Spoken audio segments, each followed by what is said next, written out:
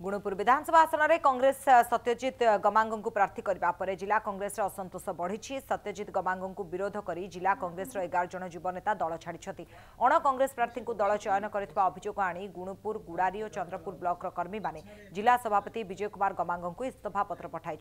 गुणुपुर निर्वाचन मंडली में बहु आशायी रही किंतु प्रार्थी चयन समय जिला सभापति कौनसी मतामत नि अभियोग होइछि। प्रार्थीत्वर विरुद्ध में एम सब असंतोष प्रकाश कर जहाँ मत लेखाकार रेजिग्नेशन देती मु प्रदेश कांग्रेस कमिटी को जनइली। अनेक थर आम उच्च कर्तृपक्ष मानक जनइलु जे प्रकृत जदि भल कैंडिडेट हेल्ले कौन प्रकार असंतोष रही न था पूर्व उच्च स्तरीय